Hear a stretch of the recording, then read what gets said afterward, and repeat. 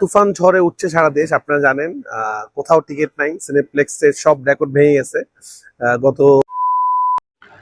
আসসালামু আলাইকুম বন্ধুরা, আশা করি আপনারা সকলেই ভালো আছেন।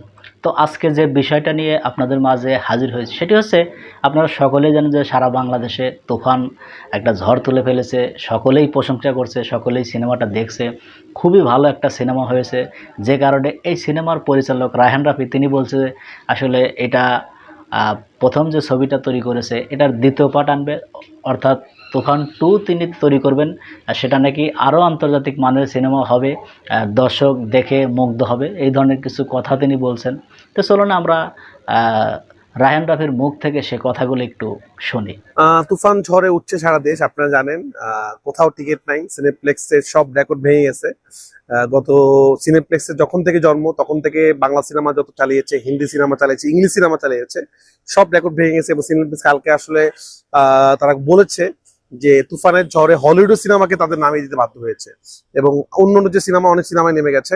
এবং তুফানের শো 21টা থেকে 35টা, 35টা থেকে 39টা, 39টা থেকে 52টা, কালকে থেকে 58টা শো চলছে। তো এটা বাংলাদেশের সিনেমা হিসাবে আমাদের গর্বের। অ্যাভেঞ্জারের মতো সিনেমাও এরকম ক্রেজ হয় নাই। যমুনাতেও সেম 17টা শো চলছে আজকে, যেটা আগে কোনো সিনেমা ওরা দেয়নি। লায়নও সেম, সব শোই অলমোস্ট তুফানের। মধুমিতা থেকে শুরু করে বাংলাদেশের সাবা সেনা, পুরো বাংলাদেশে 129টা যে সিঙ্গেল স্ক্রিন সিনেমা রিলিজ পেয়েছে, সব জায়গায় একই অবস্থা। কিছু কিছু জায়গায় মানুষের ভিড় সামলাতে না পেরে, দর্শক সামলাতে না পারে নাইট শো করেছে, যেটাও বাংলাদেশের প্রথম। বাংলাদেশ সাধারণত night show, mid night show হয় না, 12টা থেকে 3টা শো, যেটা সেই শো হাউসফুল যাচ্ছে। এই যে তুফানের ক্রেজ, আসলে এই যে বিস্ফোরণ এবং এই যে তাণ্ডব, এটা আমরা আসলে পুরা কৃতিত্বটা দিতে চাই দুটা মানুষকে, একটা সাকিব খানকে, মেগাস্টার সাকিব খানকে। তাকে সে কৃতজ্ঞতা, সে না থাকলে এই তুফানটা হতো না।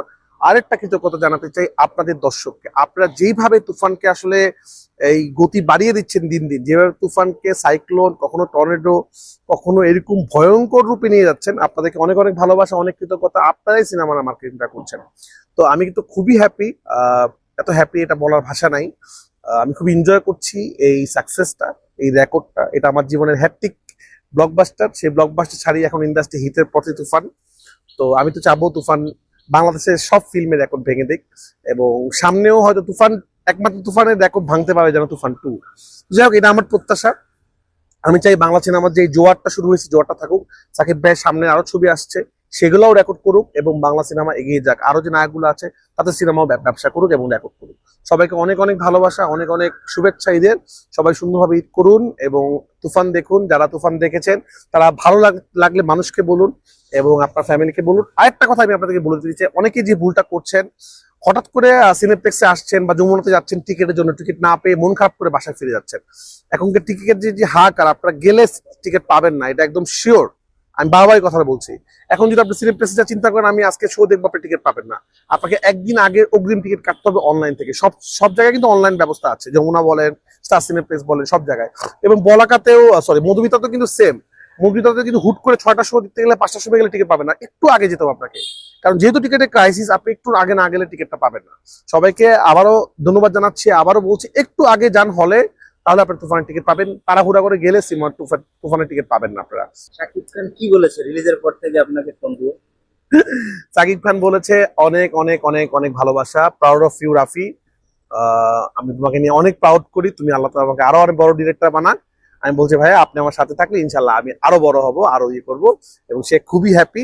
সে শুটিং এর সময় আমাকে, সিনেমা শুটিং যেদিন শেষ হয়েছে, ডাবিং যেদিন শেষ হয়েছে, সেদিন সে বলছে আমাকে যে এই সিনেমা অন্য লেভেলে চলে গেছে, এই সিনেমা বাংলাদেশে কেউ আটকাতে পারবে না, এটা ওয়ার্ল্ড ক্লাস লেভেলে চলে গেছে রাফি।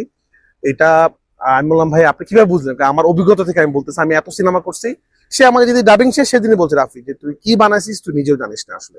তো আমি শুধু একটা কথাই বলবো যে আমি আসলে শুটিং এ যে ভাইয়ের সাথে কাজ করে মুগ্ধ হয়ে গেছি। কারণ এই যে তুফানের প্রতিটা সিন, ম্যাক্সিমাম সিনেই সাকিব খান আছে। উনি যদি প্রতিটা সিন নিজেকে, এক একটা সিন উনি একভাবে নিজেকে ছাড়িয়ে গেছে। ক্লাইম্যাক্স থেকে শুরু করে সবকিছু উনি নিজেকে নিজে ছাড়িয়ে গেছে। উনি যদি ওই অ্যাক্টিংটা না করতেন তাহলে তুফান এরকম হতো না। এবং আপনারা দেখবেন দর্শক বারবার একটা কথা বলছে, এ কোন সাকিব খান, এ কি অভিনয় ভাই। যে ফ্যান হয়ে গেলাম, যারা সাকিব খানকে হয়তো ফ্যান ছিল না তারাও ফ্যান হয়ে যাচ্ছে। এই যে আসলে ক্রেজ, এই যে ভালোবাসা, এই যে তুফানের জন্য যতই কিছু। তুফান কে আসলে, তুফান কার নাম? তুফান এই সিনেমা সাকিব খানের নাম আসলে।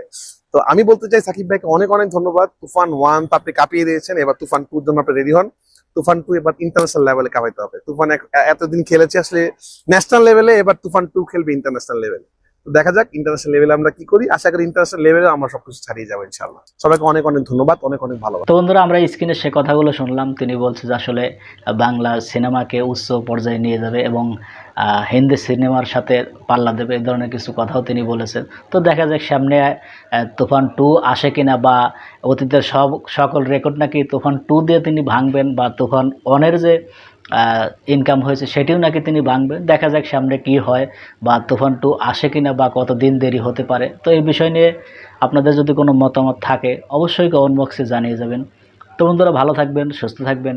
দেখা হবে পরবর্তী কোনো ভিডিও নিয়ে। সে পর্যন্ত ভালো থাকুন। আল্লাহ হাফেজ।